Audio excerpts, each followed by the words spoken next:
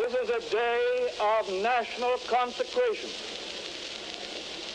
And I am certain that on this day, my fellow Americans expect that on my induction into the presidency, I will address them with a candor and a decision which the present situation of our people impels. So first of all, let me assert my firm belief that the only thing we have to fear is fear itself. Nameless, unreasoning, unjustified terror which paralyzes needed efforts to convert retreat into advance. We face our common difficulties. They concern, thank God, only material things. The withered leaves of industrial enterprise lie on every side. Farmers find no market for their produce, and the savings of many years in thousands of families are gone.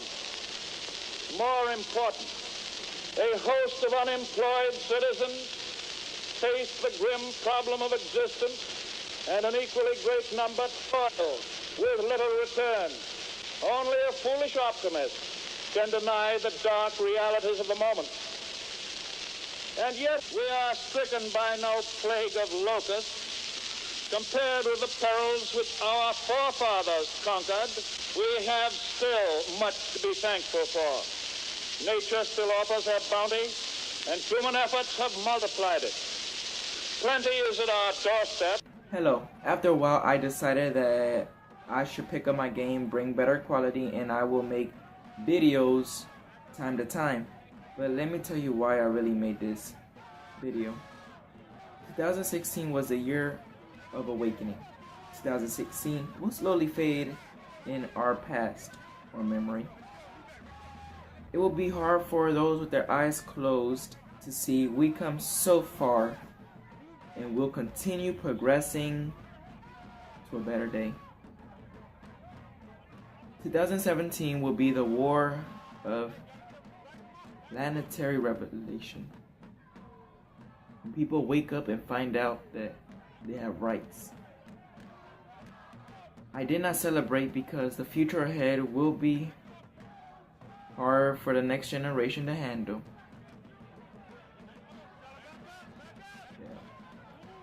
As we enter this year, we must be aware of our past and not repeat history.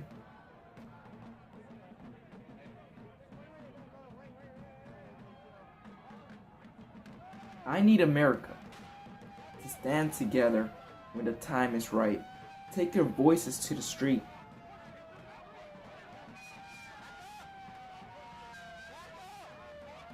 Fight for your rights. Be brave. Peaceful revolution is possible. Take your voices to the streets. Let our leaders know that liberty do matter. This year is what you make of it. We have 12 months to make the world better. And before I go, so even though we face the difficulties of today and tomorrow, I still have a dream. It is a dream deeply rooted in the American dream. I have a dream that one day this nation will rise up and live out the true meaning of its creed. We hold these truths to be self-evident, that all men are created equal.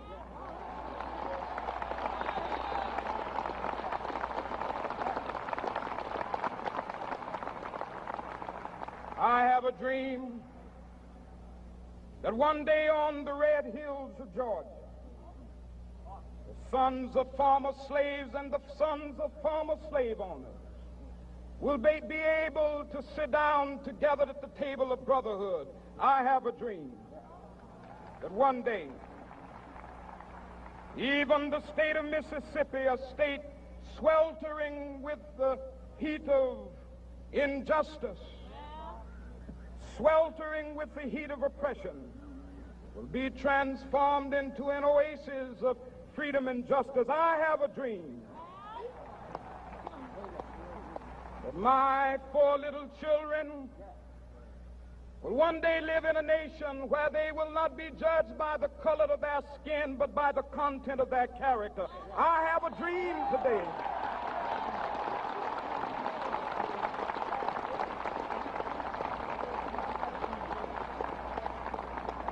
I have a dream that one day down in Alabama, with its vicious racists, with its governor having his lips dripping with the words of interposition and nullification.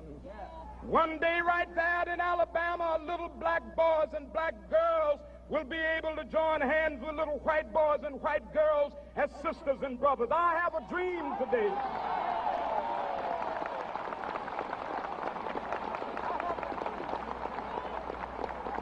I have a dream that one day every valley shall be exalted, and every hill and mountain shall be made low. The rough places will be made plain, and the crooked places will be made straight. And the glory of the Lord shall be revealed, and all flesh shall see it together.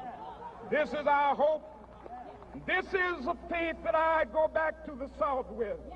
With this faith, we will be able to hew out of the mountain of despair a stone of hope.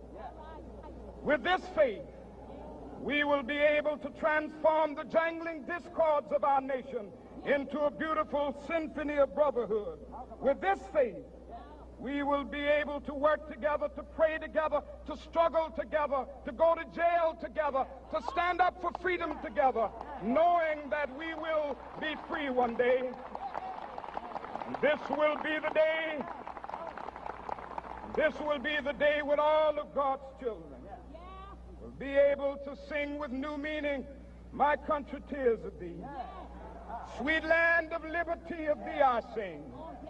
Land where my fathers died, land of the pilgrim's pride.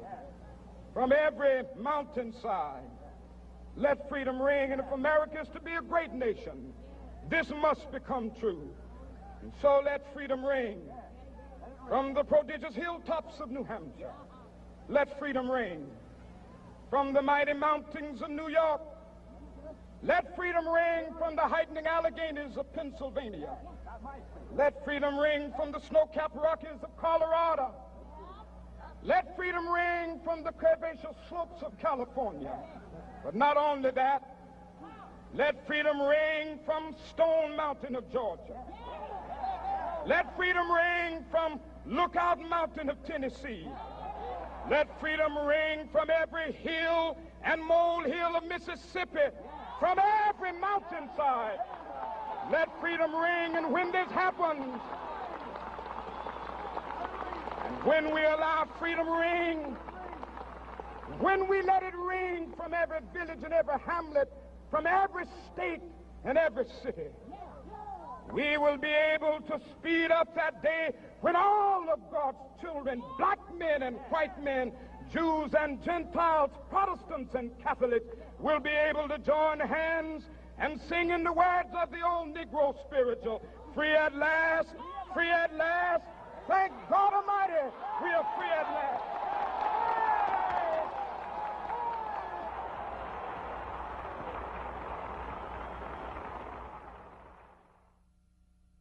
My message to Donald Trump: you have the opportunity to represent the United States of America. I wonder what will you do when the term starts and when you're in office.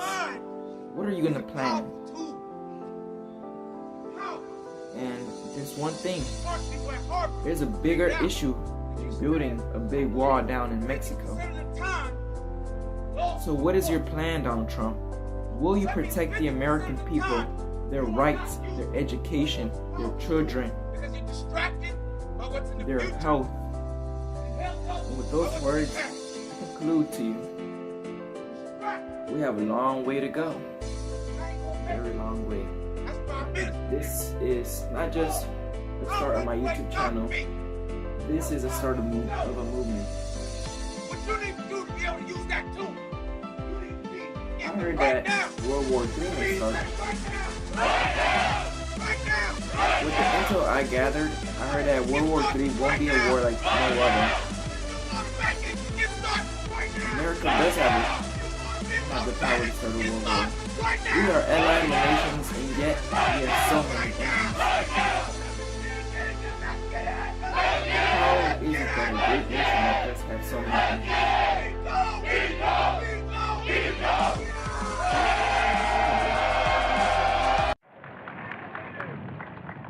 In the long history of the world, only a few generations have been granted the role of defending freedom in its hour of maximum danger. I do not shrink from this responsibility. I welcome it.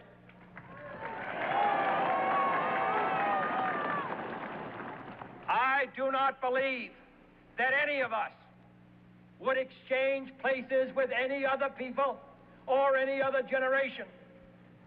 The energy, the faith, the devotion which we bring to this endeavor will light our country and all who serve it. And the glow from that fire can truly light the world. And so, my fellow Americans, ask not what your country can do for you. Ask what you can do for your country.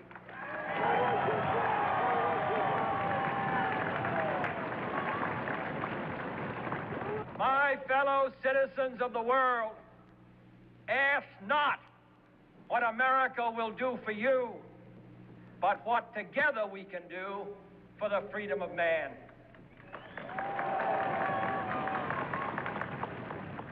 Finally, whether you are citizens of America or citizens of the world, ask of us here the same high standards of strength and sacrifice which we ask of you.